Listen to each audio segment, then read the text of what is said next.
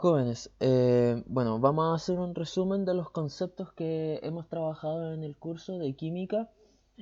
Importante es que los videos que se encuentren en la página del ministerio, los de Khan Academy, los vean, son súper importantes porque están relacionados con la materia y con eso vamos a trabajar. De vuelta de vacaciones, voy a hacer una guía de trabajo, o sea, primero voy a hacer unos ejemplos de cálculo. El día de hoy también traje un ejemplo de cálculo, después probablemente haga otro. Y vamos a trabajar con una guía de ácidos y bases fuertes y débiles. Me importan mucho y voy a dar acentuación, ¿cierto?, a los ácidos y bases débiles para que ustedes aprendan a calcular en base a ese tipo de equilibrios químicos, ¿ok? Entonces, bastante breve, resumen de conceptos. Teorías. Vimos teoría de Arrhenius y teoría de Bronsted-Lowry. Hablamos que Arrhenius se aplicaba solamente a medios acuosos y la teoría de Arrhenius nos decía que un ácido era una especie que liberaba iones hidrógeno y una base era una especie que liberaba iones hidroxilo. Nos dimos cuenta también de que hay un problema con eso porque, por ejemplo, el NH3, ¿cierto? El amoníaco no tiene OH para liberar, ¿cierto? Y por lo tanto no cae dentro de esta categoría.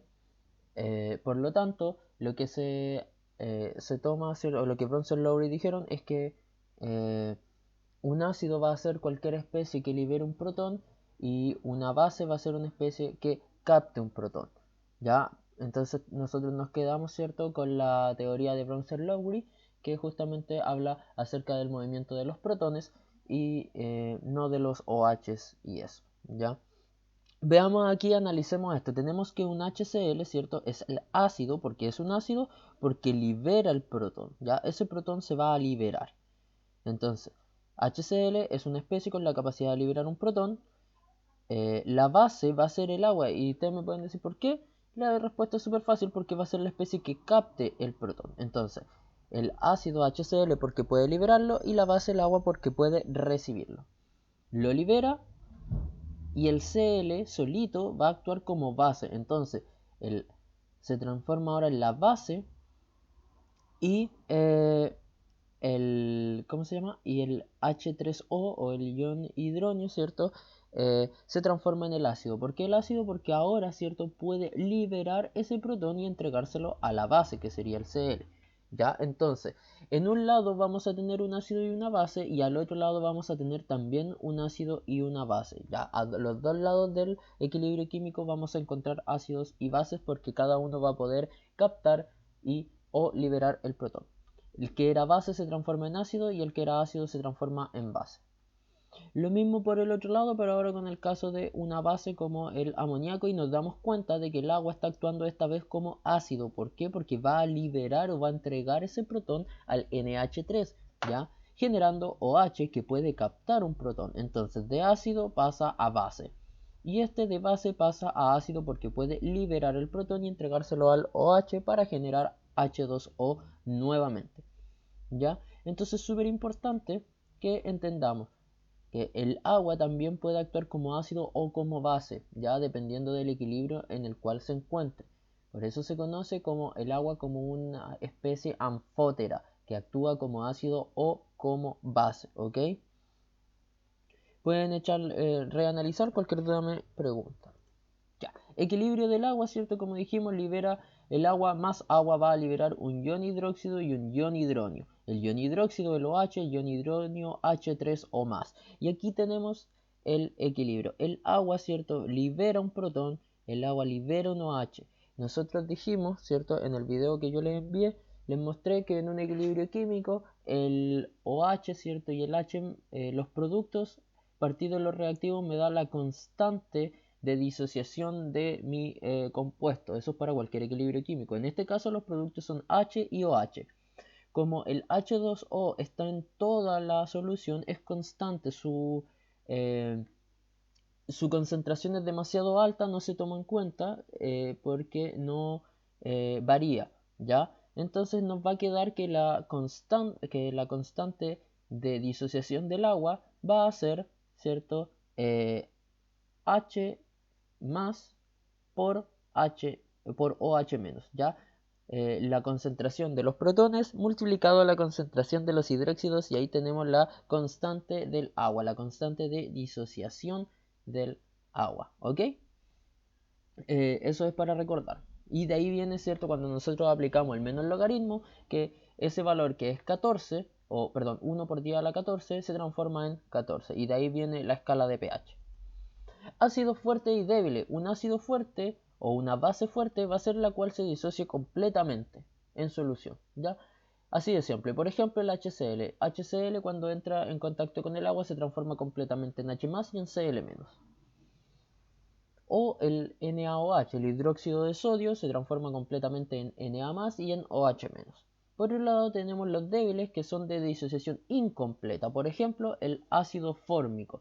Y aquí nosotros debemos entregar, ¿cierto? O yo les voy a dar la constante de acidez, o ustedes la deben buscar en alguna tabla o en bibliografía, ¿ok? Pero eso se les voy a ir señalando, perdón.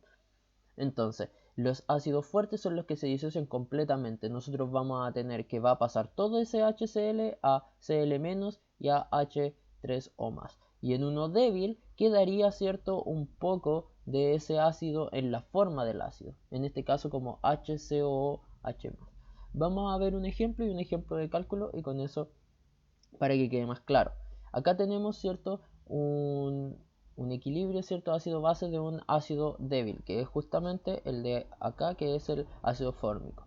Tenemos el ácido fórmico a una concentración 0,5 molar. Ese valor yo lo di, ya es un valor arbitrario en la concentración, ¿ya? Y la constante de acidez es 1,8 por 10 a la menos 4, y ese valor se encuentra en la bibliografía. Ustedes lo pueden encontrar en internet o en tablas de libros.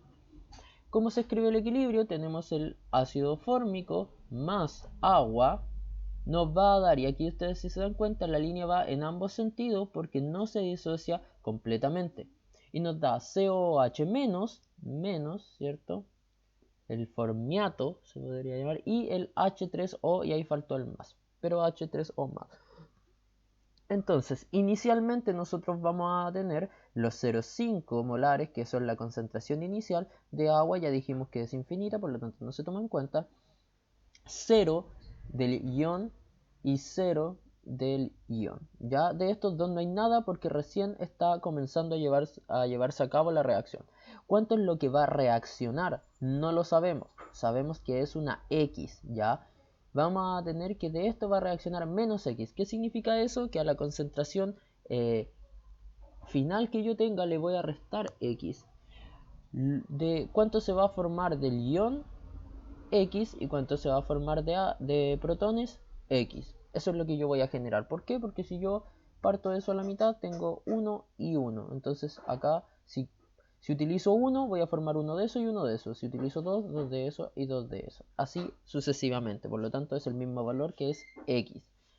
Finalmente, ¿qué voy a tener? Que a mi concentración inicial, que son los 0,5, yo le voy a restar esa X, ¿ya?